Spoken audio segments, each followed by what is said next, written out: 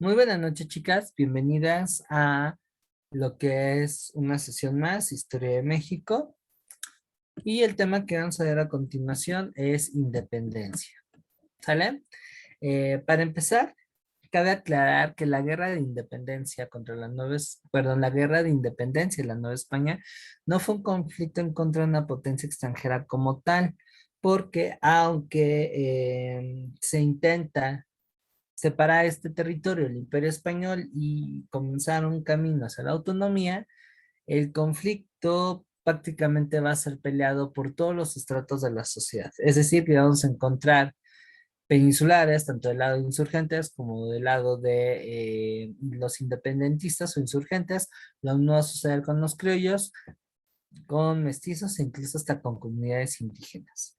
¿Sale? Sin embargo, va a tener un fuerte carácter popular debido al impacto que van a tener las reformas borbónicas, que como ustedes sabrán, estas iniciativas van a ser una serie de normatividades, es decir, leyes que van a intentar fortalecer el poder de la corona en las colonias, limitar el desarrollo de estratos sociales como criollos o mestizos, fortalecer el protagonismo de los peninsulares y aumentar los impuestos.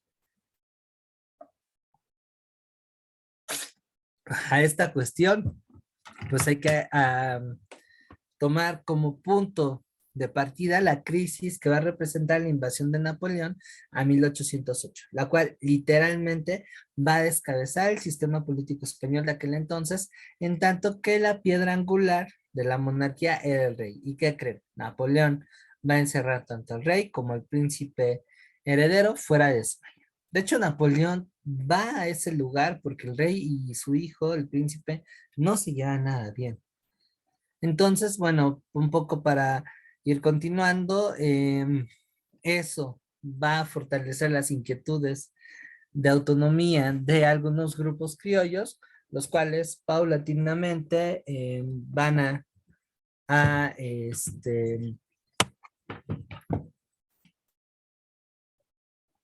listo, a preparar el camino para la emancipación. Pero aquí la cosa va a estar bien interesante, porque aunque los criollos son los más interesados en esto que va a ser un cambio político, va a resultar que la participación de las masas, es decir, mestizos, indígenas, afrodescendientes, pues va a mover varios planes, porque estos estratos, lo que planteaban, no solamente era un cambio político, no buscaban la independencia como tal, sino también formar un sistema mucho más justo socialmente hablando, que reconociera más derechos y que cuestiones como la esclavitud, la discriminación por el color de piel, no golpearan tanto sus aspiraciones. Evidentemente esto a la élite no le va a gustar y es ahí en donde vamos a tener años de enfrentamientos que más bien van a ser una guerra civil, ¿sale? Hasta el momento todo tiene, ¿hay alguna duda? ¿Algo que quieran agregar, comentar? Se vale confrontar con lo que estudian en otros lados.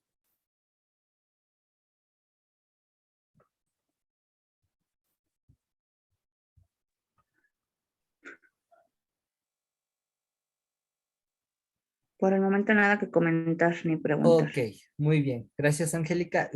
María, Jimena. Igual ninguna duda. Bueno, entonces, ¿qué pretendo hacer en este ratito que vamos a ver?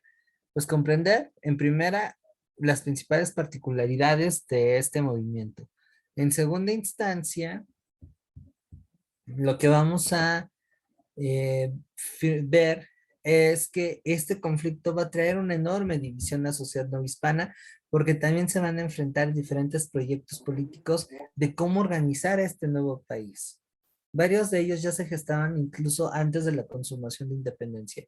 Y en consecuencia, al no haber un acuerdo como tal, eso va a llevar a que los primeros años de vida independiente de México se tradujeran en cambios de gobierno, levantamientos armados, planes, y el enfrentamiento entre dos facciones que aunque a lo largo de la historia van a tomar distintos nombres, prácticamente se van a definir por su ideología, los liberales y los conservadores. Todo nace desde aquí, desde la independencia de la Nueva España. ¿Sale? Y van a ver ahí algunos momentos que van a resultar muy importantes para comprender la evolución de estos acontecimientos. ¿Va? ¿Queda claro? Sí. Muy bien. Hola, Ana, ¿qué tal? Buenas noches.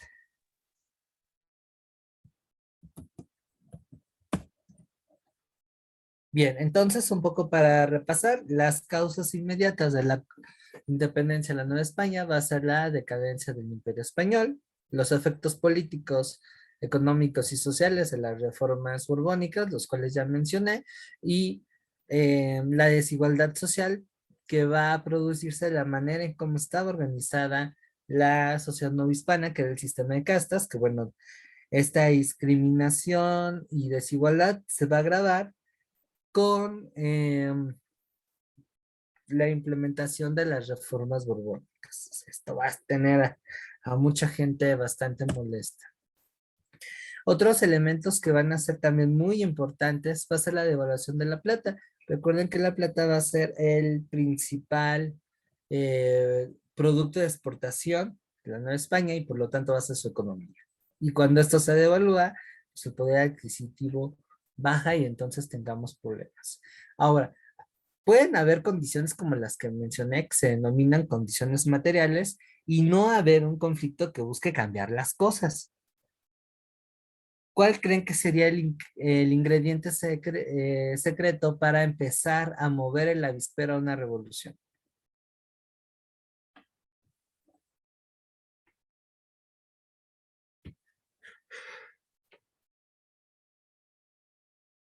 ¿No se les ocurre uno?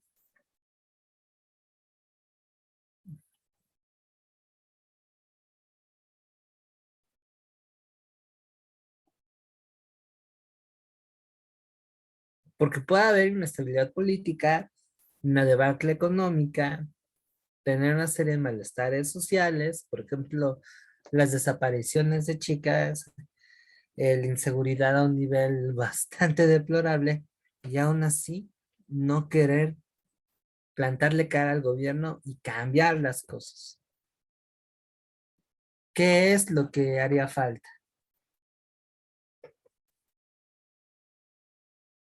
Y de hecho aparece de manera implícita en la diapositiva.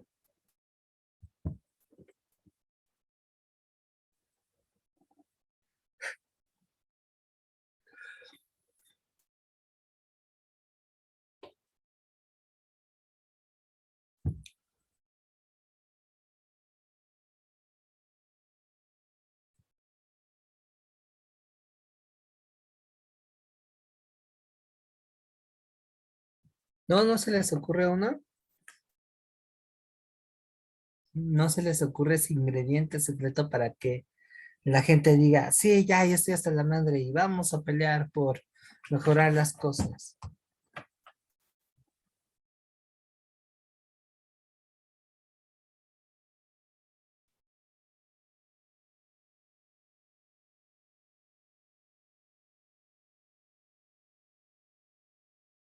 No, niñas, estoy ahora No, sí profesor. que... ¿Los demás?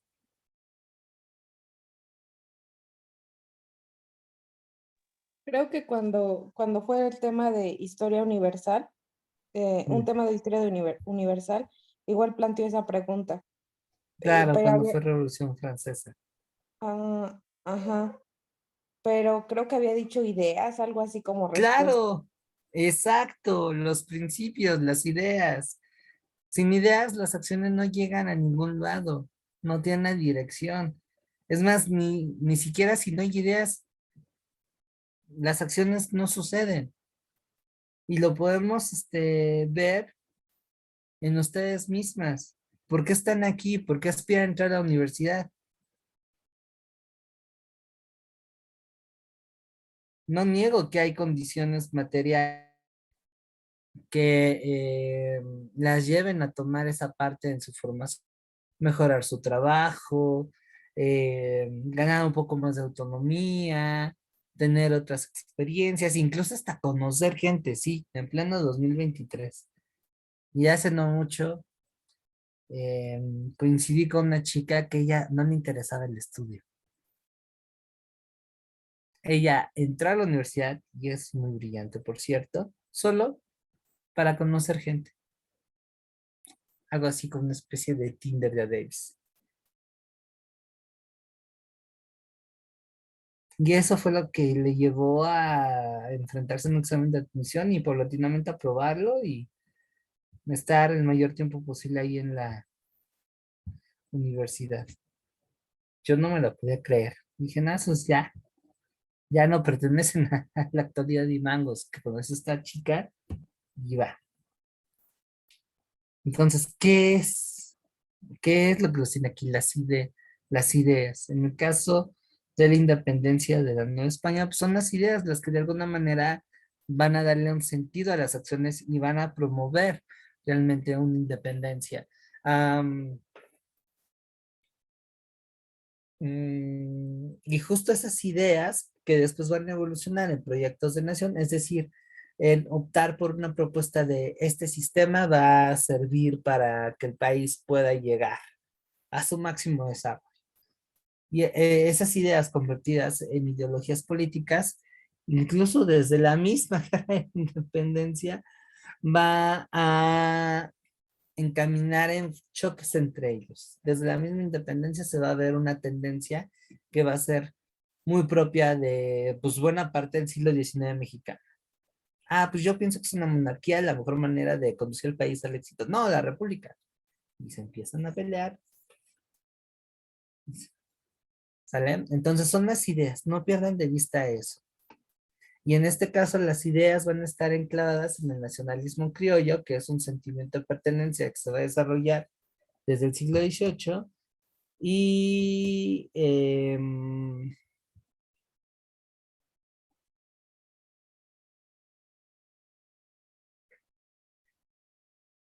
perdón, y en el siglo XIX. Y ahí es en donde van a estar los encontronazos más feos. ¿Sale? ¿Queda claro hacia dónde las voy a llevar, chicas?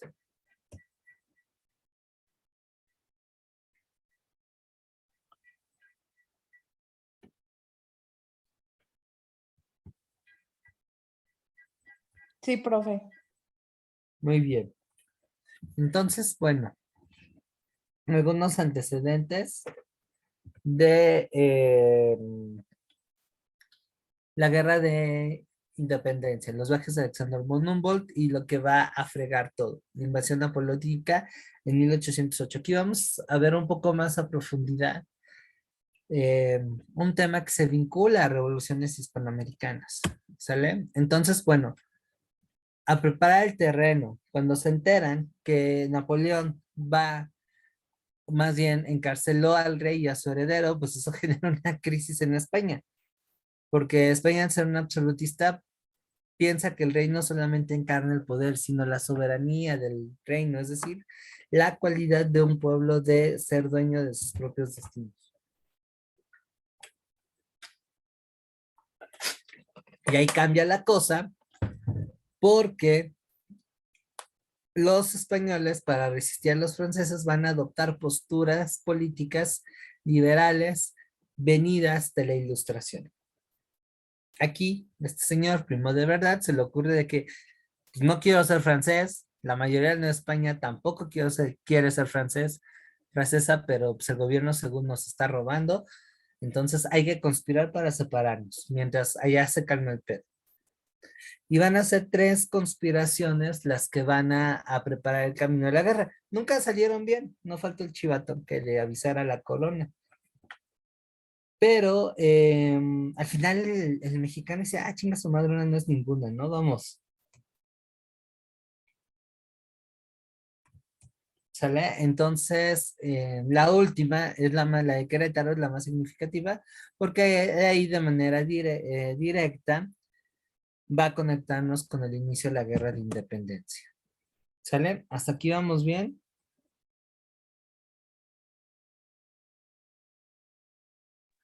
Sí, Ok. ¿Los demás? Sí, todo bien. Vientos, perfecto. Bueno, entonces la guerra de independencia va a iniciarse el 15 de septiembre de 1810 como reacción del cura Hidalgo a evitar ser aprendido. O sea, ya está la conspiración más que vista. No sé, alguien a lo mejor lo tuitó, lo publicó en Facebook, vayan ustedes a saber, acá evento, bien padre, conspirando contra el gobierno virreinal. Pero pues bueno, los llegan a desarticular hasta cierto punto, pero ahí es en donde Miguel Hidalgo comienza a tomar una imagen casi casi idealizada, ¿no? Porque él junto con algunos colaboradores salvan la bronca levantándose en armas y eso va a dar paso a un conflicto que va a tener 4 etapas.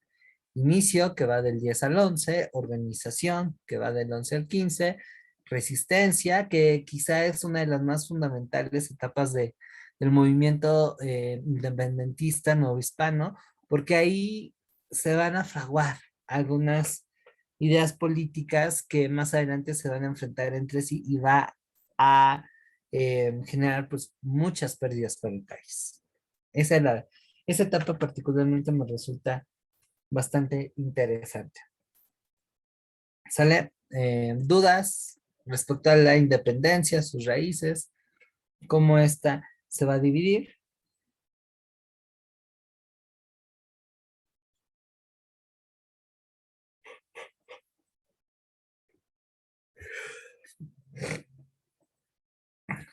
¿No?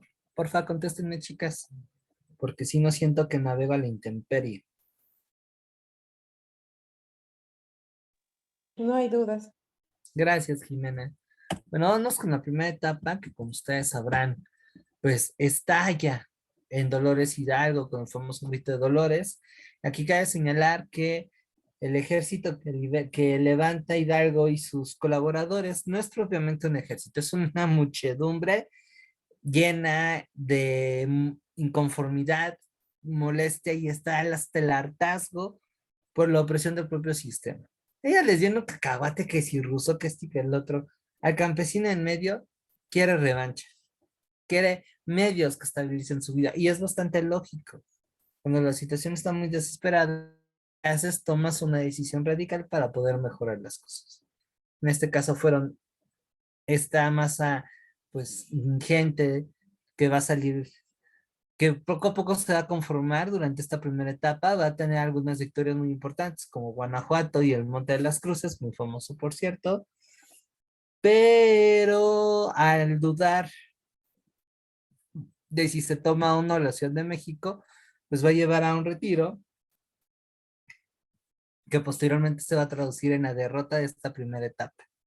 Aquí Hidalgo y Allende nunca se llevaron bien, y menos después de la derrota de Aculco, porque es el lugar a donde se regresan después de haber librado la batalla del Monte de las Cruces. Hay mucha tensión. De hecho, Allende consigue que Hidalgo le ceda el gobierno y van casi casi como prisionero Hidalgo hacia el norte, pero ahí es a donde los van a emboscar. Y al final los principales líderes de la independencia van a ser fusilados, decapitados y sus cabezas colocadas en 4 jaulas sobre la lóndiga de Granadinas. ¿Sale? De esta época también cabe señalar que se va a imprimir el primer órgano consultivo de la independencia. Me estoy refiriendo a El Despertador Americano, publicado por, ay, se me fue el nombre. Ay, mm, ay, bueno, ya va a regresar, ¿no? Entonces, em, cuestiones aquí que hay que destacar, El Despertador Americano. No, no es Lizardi quien no edita, no, no es Lizardi, pero bueno, es este señor. Y algo también muy significativo que le da el carácter social al conflicto y que eso nos va a ayudar a entender por qué estos vatos que consumen independencia son alguien totalmente ajeno a estos criollos que más o menos también pretenden traducir la guerra en una, mm, sí, es una guerra nuclear, perdón, civil, pero bien acotada, sin mayores daños. Nunca le salió.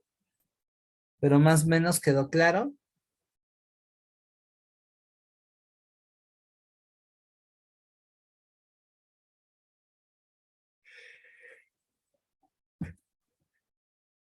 Sí, Ok, muy bien. Denme señales de vida, porque si no, capaz de que voy a quedar aquí todo dormido. Despabilenme, chicas, sálvenme. Bueno, se mueven estos líderes y pasamos a la siguiente etapa, que es organización. Aquí van a tener como protagonistas dos figuras muy importantes, que por cierto no se van a llevar nada bien. Ignacio López Rayón, quien en su momento fue secretario particular de Hidalgo y obviamente tenía ahí un huesote dentro de la insurgencia, y José María Morelos y Pavón, un exalumno de Miguel Hidalgo. Miguel Hidalgo, antes de ser cura de Dolores, llegó a ser rector del Colegio de San Nicolás, hoy Universidad de San Nicolás Tolentino, muy famoso en Morelia, Michoacán. Pues bueno, a pesar de que mueren estos primeros líderes, ellos dos intentan mantener cohesionado al movimiento. No les sale porque no les da tiempo. Llega Félix María Calleja, uno de los generales realistas más feroces. Él sí literal fusilaba a todo aquel que si fuera sospechoso de insurrección. Entonces, bueno, esos dos factores, demasiada gente, no tengo cómo coordinarlas. Llega este compa y desbarata este primer intento de organización. Y aquí es en donde entra Morelos, una genialidad de personaje, porque lo que él hace es, bueno, si quiero llegar a darle prosperidad a mi país y una estabilidad política, primero tienen que hacer que me hagan caso. Tengo que hacerme de una fama. Así es que le va a poner mucho énfasis a manejo de armas. ¿Sale? Posteriormente, Morelos va a reclutar a una serie de personas que él creía que tenían talento y que le podrían echar la mano. Y sí, fue importante porque gracias a la conjunción de ese equipo, más un ejército muchísimo más pequeño que el que tú tienes, pues bueno, a esto hay que agregarle que Morelos era muy, pues no quiero decir obsesivo, pero muy firme en cuanto a las ideas de democracia. Entonces él decía que ya cuando estuviera en la cúspide de su poder, iba a realizar una operación, perdón, un congreso de la Unión. En realidad Morelos no quería el poder. Y le funcionó este plan, ¿sale? ¿Hasta aquí tienen dudas, comentarios?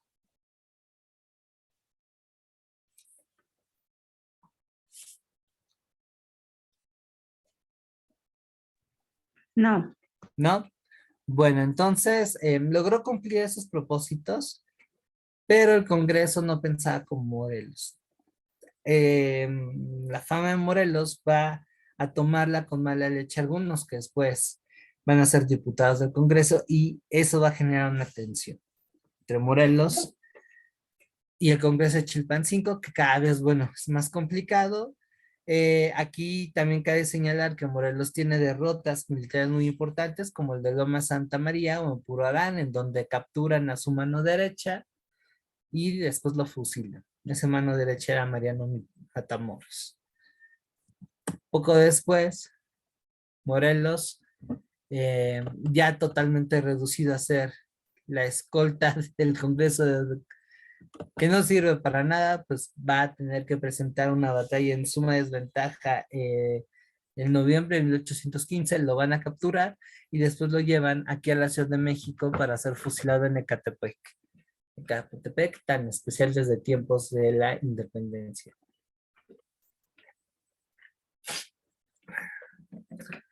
¿Cómo voy de velocidad? ¿Voy bien? ¿Voy rápido?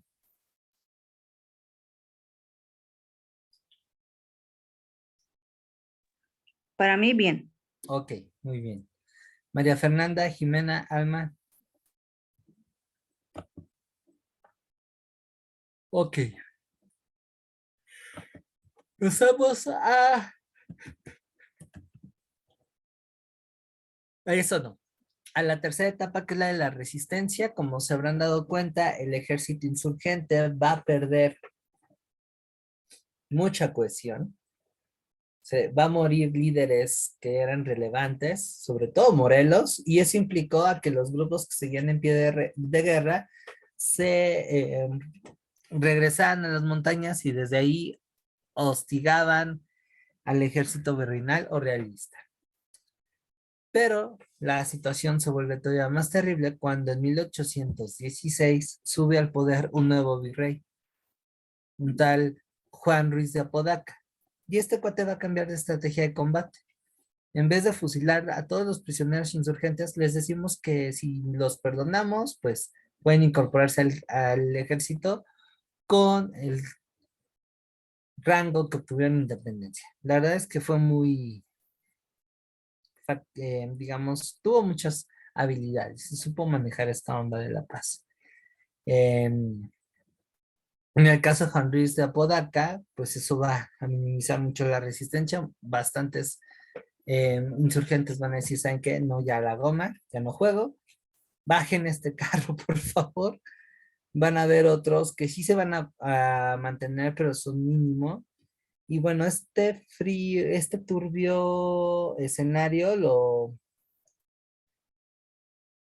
va a preparar lo que les decía, los problemas de los primeros años de vida independiente. Porque los insurgentes, lejos de mantenerse cohesionados, se van a pelear entre sí. Algunos de ellos abiertamente pedían que regresara, no Fernando, sino el otro güey, el otro rey. Entonces, bueno, la situación está muy delicada, muy difícil, pero aquí entra Francisco Javier Mina, un español que, pues, desde que llega va a venir a romperle la madre a sus, pues sí, conserjes. Y bueno, él va a representar una pequeña bocanada de aire, porque no estuvo mucho tiempo, ya que en 1818 lo capturan y lo fusilan.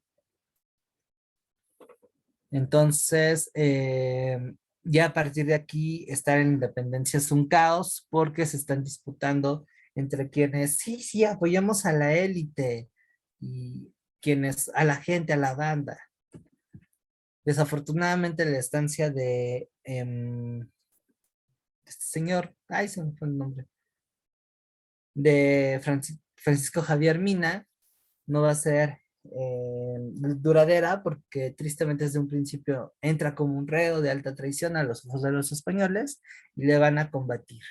Va a tener suerte también el canijo, pero pues al final eh, lo capturan y lo fusilan en el rancho Venadito.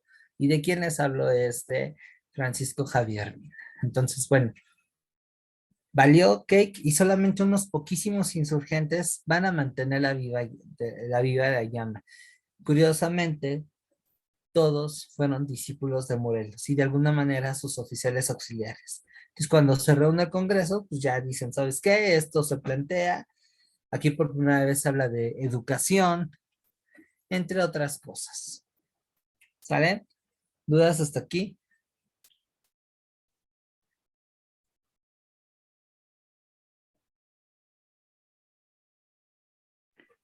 Yo Sí, siempre me suelo confundir entre, por ejemplo, ahorita vi la palabra insurgentes. Son los del pueblo, los que de se alguna defendieron forma. en la... Más una forma más precisa de definirlos son aquellos que buscan independencia de la Nueva España. Pa' pronto. Porque no podemos hablar necesariamente del pueblo, en tanto que también hubo gente del pueblo que estaba a favor de mantenerse la Nueva España unida a la metrópoli y defendía. Entonces ahí hay que andar con un poquito de detalle.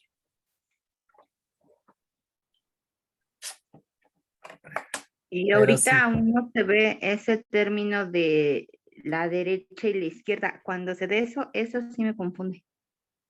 después, y básicamente estamos hablando de derecha, políticas conservadoras que tradicionalmente apoyan el capitalismo, es decir, la explotación, o mejor dicho, la dirección bajo la idea de la economía de libre mercado, la propiedad privada, la explotación del libre trabajo asalariado y la acumulación de riqueza. Básicamente, la derecha, la izquierda, son ideologías o principios políticos que plantean de alguna manera una mayor justicia social. Por ejemplo, que ahorita, pues en Ciudad de México, no recuerdo bien de dónde era Sanji, pero en Ciudad de México hay un problema muy grave que es el de la gentrificación. Es decir, hay la industria inmobiliaria en determinadas zonas, construye viviendas que son mucho, mucho más caras de lo que quizá bastantes pudiéramos ganar. Entonces, ese proceso de gentrificación deja a varias personas sin vivienda. Entonces, un político de izquierdas lo que va a hacer es va a intentar desde el Estado limitar ese tipo de proyectos. Por ejemplo, venderle a quien sea los edificios para después ponerlos chulos. A eso se refería con izquierda. Y hay una tercera que es el centro, que es un campechano. Es decir, busca, o mejor dicho, le integran políticas de derecha como de izquierda.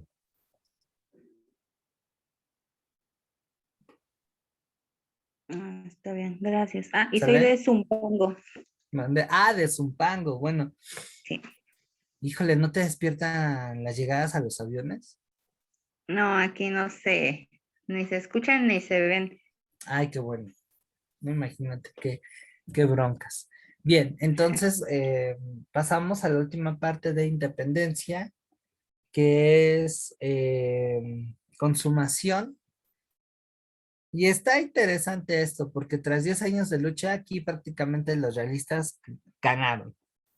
Salvo Guerrero, que andaba por ahí con unos compas echando bala, pero al final era una llamarada contenida. No es todo lo que surgió en 1810, pero la situación se agrava porque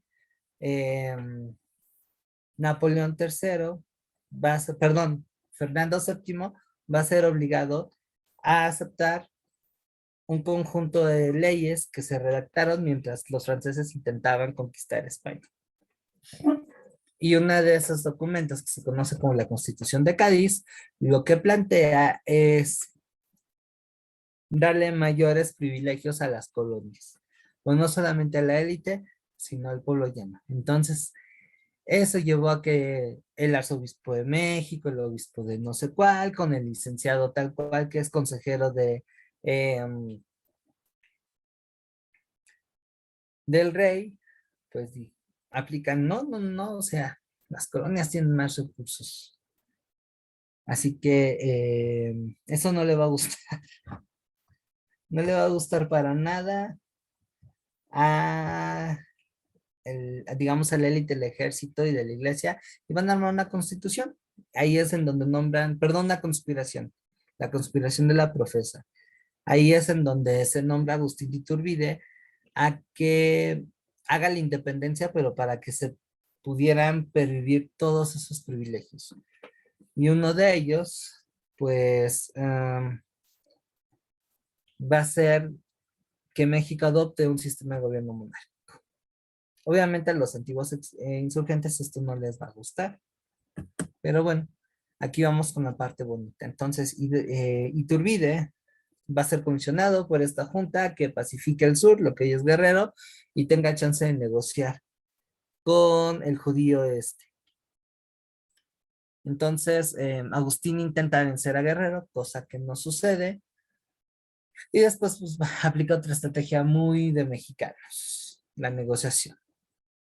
Le envió una carta en donde al final le convenció unir las fuerzas y paulatinamente a ese ejército combinado de realistas a favor de la insurgencia, perdón, a favor de la vida libre de lo que era México en ese entonces, pues van a combinarse con estos antiguos insurgentes. Pero aquí hay un problema.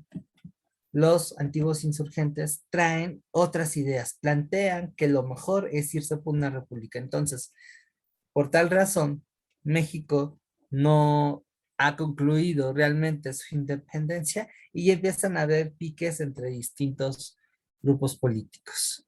¿Sale? Entonces, dejo lo que es la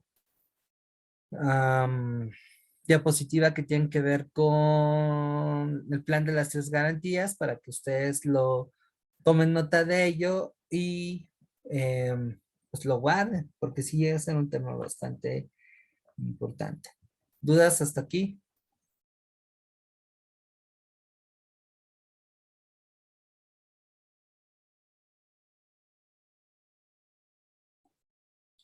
¿No? Pues bueno, así fue como se dio la consumación de la independencia y la independencia como tal. No sé si hay alguna duda, pregunta o comentario o algo así.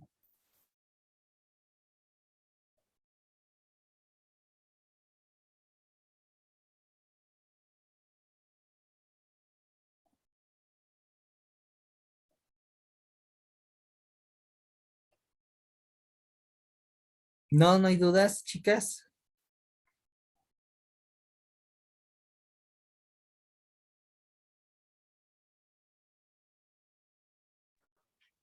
No, profesor. Muy bien. Pues bueno, por lo pronto aquí vamos a dejarle. Así que sí, yo también necesito recuperarme un poquito más del día. Y la próxima semana vamos a continuar con un poco más de calma acerca de los primeros años, porque eso sí hay que darles un poco más de espacio. No me gustaría cortar a la mitad del tema, debido a que ahí es en donde vienen más cuestiones como fechas, datos, planes. Entonces sí, siento que necesito irme, no a nivel de tortuga, pero sí tampoco tan acelerado, para que se pueda dar este diálogo. ¿Ok? Entonces queda claro lo que vamos a hacer dentro de 8 días. Vamos a analizar los primeros años de la vida independiente de México. ¿Sale? Sirve de que también ustedes ven a descansarse un poquito porque veo que andan algo calladas. Entonces seguramente estarán igual o peor que yo.